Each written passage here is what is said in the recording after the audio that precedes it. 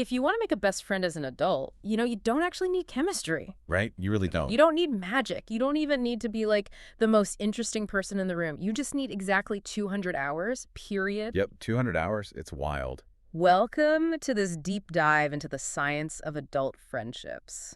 We have a very specific mission today for you, the listener. We're taking a stack of fascinating sociological and psychological research to uncover exactly why making friends feels so unbelievably difficult once you hit your late 20s and 30s. It really does feel impossible sometimes. It totally does. And more importantly, we're going to map out the literal mathematical formula required to fix it. And honestly, it's completely paradigm shifting. Because the truth is, adult loneliness is an absolute epidemic right now. Oh, 100%. But the solution is, well, it's surprisingly methodical once you actually understand the underlying mechanics of how human bonds are formed. Okay, let's unpack this. Because honestly, this completely changed how I view my own social life. I'm so glad. It really changes everything. For years, I just felt like I was doing something wrong. I mean, you go to a dinner party, you chat with someone, you seem to get along, but then... Nothing sticks. Exactly, nothing sticks. You walk away feeling like the universe just hasn't delivered your people yet. Like you're just failing at socializing. Which is exactly where we get tripped up. Yeah. We romanticize friendships so much. We really do. We treat it like a rom-com, where you lock eyes over a blueberry scone at a coffee shop and suddenly you're soulmates. Right, the whole meet cute thing. Exactly. But you aren't doing anything wrong at those dinner parties. You just haven't hit the mathematical threshold. Yeah. There's this foundational 2018 study by a researcher named Jeffrey Hall, and he decided to strip the magic away and actually quantify friendship. He literally put a stopwatch on it. Right? Yeah, he did. He figured out the exact timeline, like down to the hour, of what it takes to build a relationship from scratch. Which is just crazy to think about. It is. So according to his research, it takes roughly 50 hours of shared time to go from being a mere acquaintance to just casual friend. 50 hours just for casual? Yeah, just casual. Then it takes 90 hours to become a standard friend. And it takes a whopping 200+ hours to forge a truly close, ride-or-die friendship. Oh, wow. When I read those numbers, my brain immediately went to video games. Oh, that's a good way to look at it. Yeah, it's quite literally a leveling system. Like, you can't just jump to level 50 because you bought the game and you're enthusiastic. Or you have to do the work. Right. You have to physically grind for the experience points. And in this case, the experience points are just hours logged. You log 50 hours of XP, you level up, you log 200 hours, you unlock the best friend achievement. I love that. And what's fascinating here is how much shame this immediately removes from the equation. Because it's just math. Exactly. So many adults sit around feeling like their lack of close friends is a deep personal failing. They think, I'm not funny enough, or I'm too awkward. Yeah, I've definitely been there. Right. But Hall's research validates that adult loneliness isn't necessarily a personality flaw at all. It's quite literally a failure to hit a measurable, scientifically proven threshold of time. But wait, this brings up a massive glaring contradiction in my mind. Okay, what is it? If the formula is literally just logging hours, like just existing in the same physical space as someone until the timer dings 200, why was it so completely effortless to hit 200 hours in high school or a college dorm, but it feels mathematically impossible when you're 35? Right. That is the core environmental problem of adulthood. Because something definitely shifts. It really does. And to understand why it feels impossible now, we have to look back at a 1989 sociological framework by researchers Adams and Blissner. Okay. They realized that organic friendship requires two mandatory, non-negotiable ingredients. The first is continuous unplanned interaction. Continuous unplanned interaction. And the second is shared vulnerability. Which is basically the exact architectural blueprint of a college campus. Precisely. Think about it.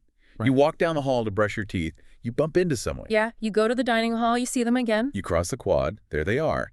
You are accumulating those hours effortlessly by sheer accident. The environment is basically engineered to do the heavy lifting for you. Right. I never had to send a calendar invite to see my college roommate. They were just, there. Exactly. No. But adulthood fundamentally strips that environmental scaffolding away. You transition into independent living, and suddenly every single interaction has to be meticulously planned, scheduled, and coordinated. Wait, I spend 40 hours a week with my coworkers. Doesn't that automatically count toward my 200-hour goal? Because if I just do the math on that, I should be hitting that best friend threshold with the person in the cubicle next to me in like 5 weeks. It's a really great point, and this is where we run into the cruel paradox of the modern workplace. The paradox. Because yes, the office absolutely provides that first ingredient, continuous, unplanned interaction. You're sitting next to them all day, 5 days a week. Right. But remember, the second mandatory ingredient from Adams and Blasner, shared vulnerability. Ha. Wow. And the workplace is basically designed from the ground up to be the exact opposite of vulnerable. Exactly. Professional norms strictly discourage shared vulnerability. At work, you're evaluated on your competence, your composure, and your productivity. You essentially put on your work persona like a suit of armor. That's a perfect way to describe it. You engage in safe, sanitized small talk about the weather or a project deadline or what you watched on Netflix. But you aren't lowering your armor. No, you aren't sharing your fears or your weird quirks. And without shared vulnerability, those 40 hours a week rarely count toward the best friend threshold. That makes so much sense. Yeah, the environment structurally prohibits the vulnerability needed to actually forge the bond. So sitting next to someone on a long commute is like empty calories for the relationship, but joking around and being vulnerable is the actual protein. Yes, that is exactly it. It's all about the nutritional value of the time you spend. Which leads right into the whole quality clause, right? Since we know mandatory work hours don't count without vulnerability, what actually makes an hour count toward the 200? That leads directly into Hall's follow-up research in 2019. He focused entirely on communication quality. Okay, what did he find? He found that time spent just existing together, like watching a movie in total silence or engaging in purely transactional small talk, does not move the needle of closeness. It's those empty calories again. Exactly.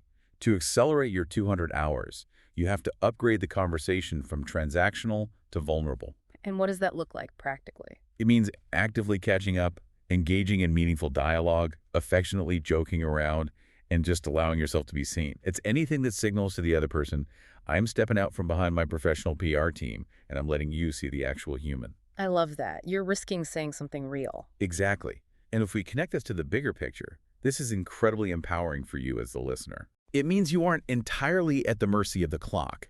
You can actually accelerate your 200 hours by consciously elevating the quality of your daily interactions. So you make the time work harder for you. Right. You can take a 20-minute coffee break with an acquaintance and consciously choose to ask them a real question about their life rather than just complaining about the office printer. Okay, but here's where it gets really interesting, though. Let's say I find someone, I want to log some high-quality hours, and we get that coffee. Okay. If we know the formula if we know that all it takes is initiating a vulnerable follow-up hangout to get closer to those 50 hours, why do we hesitate so much to just ask an acquaintance to hang out? Oh, the hesitation is so real. It's paralyzing. Think about the last time you wanted to ask someone to get a drink. It feels like you're asking them to marry you or something. It's a profound psychological barrier, and there's a specific term for it based on a fascinating 2018 study. It's called the liking gap. The liking gap. Are we basically our own worst enemies, self-sabotaging the first 50 hours because of a phantom fear of rejection? We are absolutely self-sabotaging. The researchers discovered this pervasive cognitive bias in adults. Cognitive bias. Yeah. They recorded strangers interacting, then asked each person privately how much they liked the other person and how much they thought the other person liked them. And what happened? Across the board, individuals consistently underestimated how much the stranger liked them and enjoyed their company. Oh, that is deeply tragic. It really is. You walk away from a great conversation thinking, oh man, I talked way too much, I sounded weird, they probably think I'm so annoying. Meanwhile, the other person is walking away thinking the exact same thing about themselves. Precisely. This self-defeating fear is exactly what stops us from initiating follow-up hangouts. If you're convinced someone didn't really enjoy your company, you're certainly not going to text them and say, hey, want to grab a drink on Thursday? And because neither person texts, the clock just stops. You never make it to 50 hours. Exactly. So the ultimate life hack here is knowing the liking gap exists. Just knowing about it helps. It does. It allows you to push past the awkwardness by assuming the other person likes you until proven otherwise. Wow. Okay, so you just treat the assumption that they like you as a working hypothesis and act on it anyway. Exactly. Act on the hypothesis. Okay, let's look at the bigger picture. Let's say you do all of this. You defeat the liking gap. You successfully navigate the awkwardness, you log your hours, and you build a couple of 200-hour A friends. huge victory. Right. But as we navigate these awkward hurdles to build those few friends, a lot of listeners might notice their overall friend group is shrinking in their late 20s and 30s. Oh, the shrinking circle. Yes, I remember looking around and realizing my circle was a fraction of what it used to be, and my immediate reaction was panic. This usually triggers panic, but should it? No, it shouldn't at all. We're conditioned to believe that more friends equals a better life. But there's a landmark 1992 study by Laura Carstensen that completely reframes this. Right, what did she find? She introduced a concept called socio-emotional selectivity theory. Socio-emotional selectivity theory. Break that down for us. It basically explains that a shrinking social circle is actually a documented psychological milestone. No, milestone, not a failure. Exactly. As we age, our perception of limited time shifts our subconscious priorities. When we're younger, time feels endless, so we seek quantity. We want to meet tons of people for information gathering and exploring the world. We just want novelty. Right. But as we get older, we subconsciously realize time is finite. So we stop seeking quantity and prioritize quality.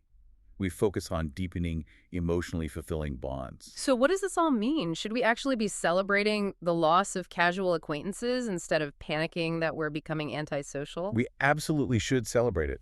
Losing casual friends to focus on a few 200-hour friends isn't a failure at all. It is a profound sign of psychological That maturity. is so reassuring. You're not losing your touch, you're just refining your priorities. Exactly. You want depth, not just a massive head count.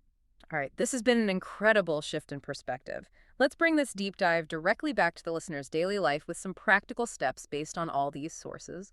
Let's do it. The first actionable takeaway is, honestly, just stop forcing it. Yes, to cut the math. Right, you cannot magically bypass the 50-hour mark overnight. Don't get discouraged if hour 4 feels clunky. You have to be patient with the process. So the second step is what I like to call the consistency principle. I love that name. Yeah, because if we know that scheduling 50 individual coffee dates is a logistical nightmare, you have to automate the process to get that continuous, unplanned interaction. Right, you have to join recurring activities, like a weekly trivia team, a running club, or an art class. You just show up, and the hours accumulate on their own. And finally, the third step. Assume you are liked. Defeat the liking gap. Be the brave one. Yes, be the brave one who sends the first text. Assume they are just as in their own head as you are. Because they almost certainly are. These are basically the ultimate cheat codes for the adult friendship formula. Stop stressing about chemistry, use consistency, add vulnerability, and override your fear of rejection. This raises an important question, though. Oh, what's that? We've spent this entire time looking at the math required to build a best friend. But if it strictly takes 200 hours of proximity and vulnerability to create that bond, how many maintenance hours does it take to keep them? Oh, wow. Once life changes and people move? Exactly. Once you no longer have that continuous unplanned interaction, keeping that friendship alive is a whole different mathematical equation.